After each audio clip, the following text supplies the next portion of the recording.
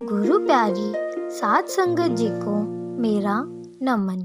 साध संगत जी, आज की साखी में हम जानेंगे कि जीवों के उद्धार के लिए संतों को कैसे सब कुछ करना पड़ता है।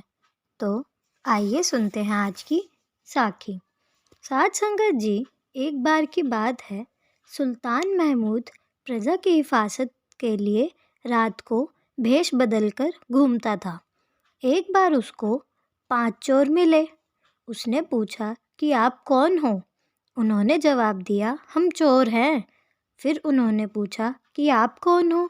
महमूद ने कहा, मैं भी चोर हूँ। इस पर चारों चोरों ने उसको अपने गिरोह में शामिल कर लिया। अब चोरी करने की सलाह हुई, लेकिन चोरी करने से पहले यह तय हुआ कि उन्हें अपने में से किसी एक को सरदार बनाना चाहिए। इस पर सब सहमत हो गए। सरदार चुनने के लिए ज़रूरी था कि सब अपना अपना गुण बयान करें, ताकि जिसका गुण सबसे अच्छा हो उसे ही सरदार चुना जाए। पहले चोर ने कहा कि मैं ऐसी कमंद लगाता हूँ, एक बार में ही रस्सी फंस जाती है, फिर चाहे सैकड़ों आदमी चढ़ जाए। दूसरे ने कहा कि मैं सेंध लगाना अच्छी तरह जानता हूँ, इतनी जल्दी और आसानी से सेंध लगाता हूँ कि किसी को आवाज़ तक नहीं आती। तीसरे चोर ने कहा कि मैं सूंघ कर बता सकता हूँ कि किस कमरे में कहाँ पर माल दबा है। चौथे ने कहा कि मैं जानवरों की बोली समझ सकता हूँ कि वे क्या कहते हैं। पांचवें ने कहा कि जिसको रात को मैं एक बार देख लूँ, दिन को उसे पहचान लेता हूँ। बादशाह सोच रहा था कि मैं क्या बताऊँ। जब सारे चोर अपना अपना गुण बता रहे थे, तब बादशाह ने कहा कि मेरी दाढ़ी में यह सिफत है कि चाहे कितने बड़े अपराध वाले चोर डाकू फांसी चढ़ रहे हों, ज़रा दाढ़ी हिला दूँ तो सब आज़ाद हो जाते हैं। चोरों ने जब बादशाह का यह गुण सुना तो उसे सबसे अच्छा समझदार समझकर अपना सरदार बना लिया।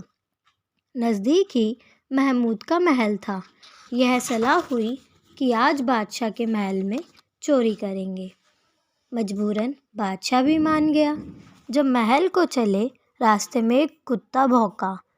चोरों ने चौथे में से पूछा कि ये क्या कहता है।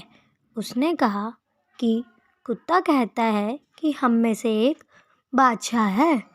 सब जोर से हंस पड़े। बादशाह भी हंस पड़ा। महल में पहुंचकर पहले चोर ने कमंद लगाई तो तुरंत लग गई। सारे चोर और बादशाह ऊपर चढ़ गए। दूसरे ने सेंध लगाई। तीसरे ने सूंघकर खजाने का पता लगा लिया। माल की गठरी बांधकर नीचे आ गए। अपने इकट्ठे होने की जगह पर पहुंचे और चोरी का माल बांट लिया और अपने अपने घर को चले गए। अगले दिन बादशाह ने अपने आदमी भेजकर चोरों को पकड़वा लिया और फांसी का हुक्म दे दिया। जब फांसी चढ़ने लगे तो पांचवा चोर सामने आया। अर्ज की कि बादशाह सलामत, मैंने आपको पहचान लिया है, क्योंकि रात आप भी हमारे साथ थे। हम पर रहम करो, अब दाढ़ी हिला दो और हमें फांसी से बचा लो। हम सच्चे दिल से प्रण करते हैं कि आज से कभी चोरी का धंधा नहीं करेंगे, बल्कि आपको अपने हजूर की सेवा में अर्पण कर देंगे। सारी उम्र के लिए पेश करते हैं अपने आप को आपके सामने। बादशाह को दया आ गई। उसने दाढ़ी हिला दी। दाढ़ी का हिलना था कि पांचों चोर फांसी से तख्ते से नीचे उतर गए। उनकी हथकड़ियाँ और बेड़ियाँ खोल दी गई और वे हमेशा के लिए आज़ाद होकर बादशाह की सेवा में रहने लगे। इसी तरह मालिक भेष बदलकर और हमारे जैसे बनकर हमारे जैसे चोरों, ठगों, अफीमचियों को सीधे रास्ते पर ले आते हैं। वे कहते हैं कि इस रास्ते पर चलो। साध संगत जी, इसी तरह साध संगत जी, जो संत होते हैं वो हमारे बीच में हमारे जैसे ही रहते हैं, मनुष्य की तरह ही सीधा सादा जीवन जीते हैं और इसी प्रकार अपने जीवन का उदाहरण देते हुए जीवों को उस रास्ते पर चलने के लिए कहते हैं। तो साध संगत जी, तात्पर्य यह है कि जीवों के उद्धार के लिए संतों को सब कुछ करना पड़ता है, चाहे वह सीधे रास्ते पर चलकर उन्हें ले आए या थोड़ी चतुराई से, लेकिन वह उनको सीधे रास्ते पर ज़रूर लेकर आते हैं।